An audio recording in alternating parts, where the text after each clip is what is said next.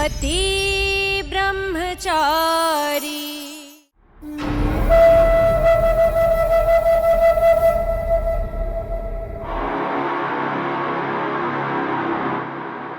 प्रणाम बुआ जी। नए रिश्ते जुड़ने से पुराने रिश्ते थोड़े ना भुला दिए जाते हैं। भले ही मैं गुलाब हवेली की ठकुराइन बन गई हूँ, लेकिन आप मेरी माँ जैसी हैं और वो परिवार मेरा परिवार है। और आप ना काव्या की बिल्कुल फिक्र मत कीजिए। मैं जब तक हूँ तब तक काव्या को किसी भी चीज़ की परेशानी नहीं उठाने दूंगी। विद्या, बुआ जी, मैं ना आपसे फुर्सत में बात करूंगी। अभी ना मैंने अपने बच्चों के लिए दावत रखी है, तो मुझे बहुत सारी तैयारियां करनी है। वैसे गुलाब जी और मैंने ईशा और सूरज को भी दावत पर बुलाया है। बुआ जी, मैं चाहती हूँ कि रिश्ते निभाने में ना मुझसे कोई चूक ना हो और गुलाब जी के परिवार को फिर से एकजुट और हरा भरा कर दूँ। इसीलिए मेरी बस आपसे एक ही विनती है कि आप ईशा और सूरज को दावत पर जरूर भेजिएगा। भेजेंगी ना बुआ जी? हाँ, बच्चे आएंगे, वो दोनों जरूर आएंगे। ठीक है बुआ जी, तो मैं आपसे बाद में बात करती हूँ जी।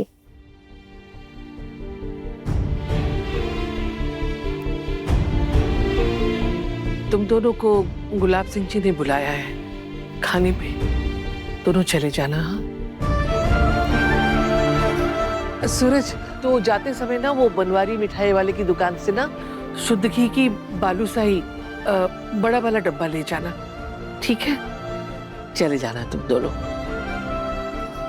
ईशा जी, दावत पे जाने के लिए तैयार हो जाइए। नहीं,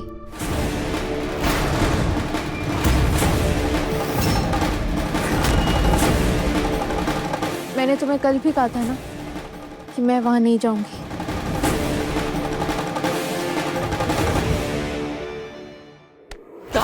भाभी, जब मुंह खोलेगी मुंह से ना ही निकलेगा। क्यों नहीं जाएगी? मैं जानू तो क्यों नहीं जाएगी, पता मुझे, बता क्यों नहीं जाएगी? ताई माँ, हाथ छोड़िए, चोट लगी है उन्हें, दर्द हो रहा होगा। तू भी बिल्कुल पूरन के जैसे ना जोरू का गुलाम होता जा रहा है।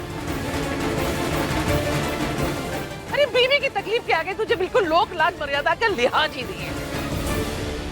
भाभी रहने दीजिए ना भाभी, अगर ईशा बहू का मन नहीं है जाने का तो रहने दीजिए, छोड़ दीजिए। अरे क्यों छोड़ दे देवर जी, क्यों जाने दे? बेटी की ससुराल के साथ रिश्ता निभाने में कोई चूक नहीं होनी चाहिए। अगर महारानी को अपना मायका समझ के नहीं जाना है तो ना जाए, लेकिन काव्या की भाभी और इस घर की बहू होने के नाते इसे अपनी ननद की ससुराल से रिश्ता निभाना पड़ेगा। गुलाब हवेली अब सिर्फ इसका मायका नहीं, काव्या की ससुराल भी है।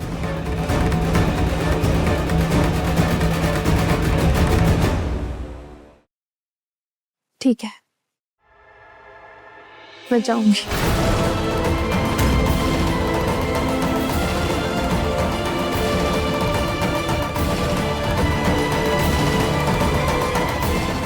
जानता हूँ ईशा जी, आपको बहुत तकलीफ होगी अपनी माँ की जगह विद्या को देखने में, लेकिन मैं आपसे वादा करता हूँ ईशा जी, बहुत जल्द मैं विद्या की सच्चाई भाऊजी के सामने ला के रहूंगा और इसके लिए हमें वहां जाना होगा।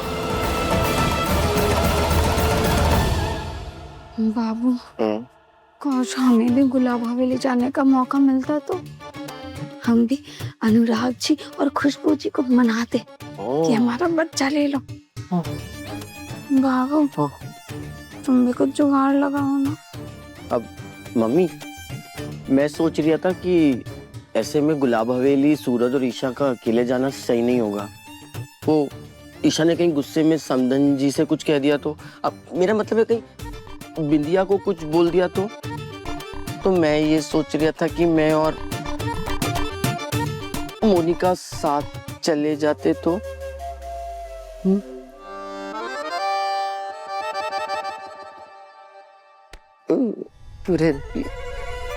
जब तू बचपन में बोलना भी नहीं सीखा था ना, तब से मुझे पता है कि तू क्या सोच सकता है, क्या नहीं सोच सकता है।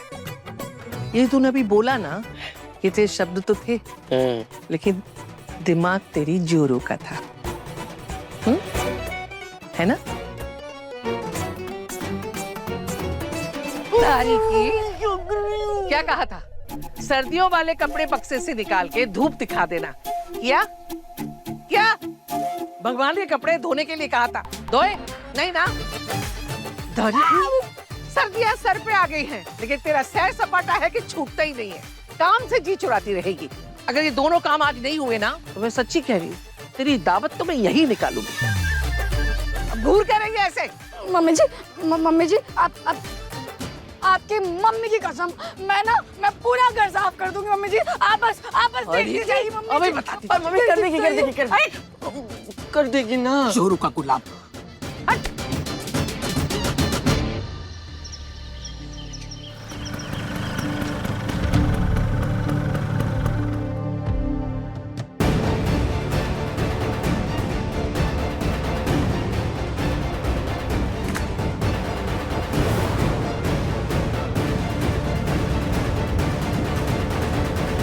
ईशा जी, जब भी जिंदगी के अड़चनों के आगे मैं रुका, आपने मुझे हौसला दिया, मुश्किलों का सामना करना सिखाया।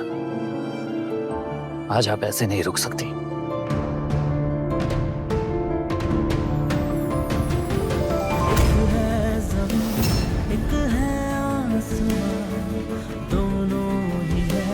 दोनों से जुदा रहते हैं, दोनों ही साथ साथ, पर लंबी है दूरियां, दूरियां। तुम कहाँ मैं कहाँ, आपका पति आपके साथ है, चलिए।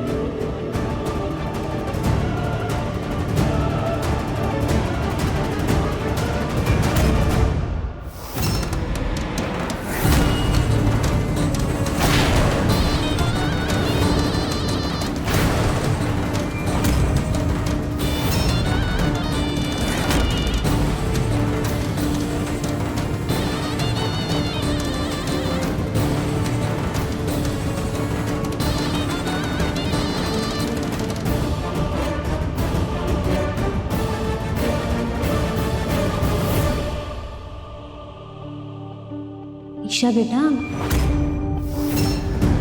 ये तुम्हारे सर पे चोट कैसे लगी?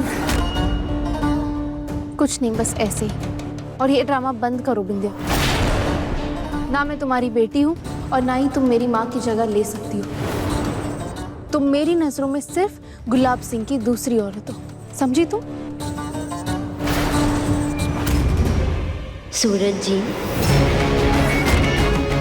अब तुम ही समझाओ इसे।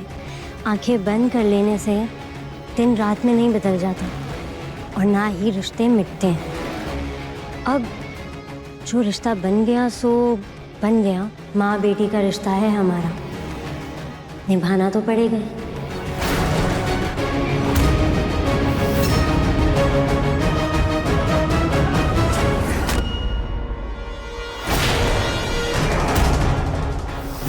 और वैसे भी बेटी और दामाद का सम्मान तो भगवान के समान किया जाता है।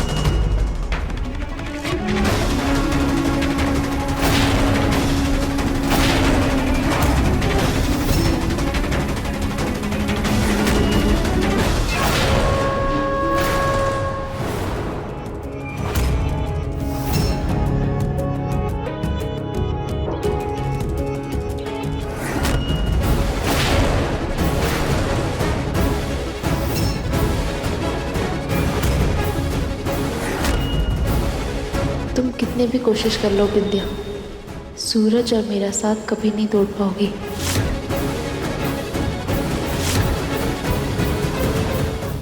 अपने पसंदीदा शो के फुल एपिसोड देखने के लिए अभी डाउनलोड करें दंगल प्ले ऐप।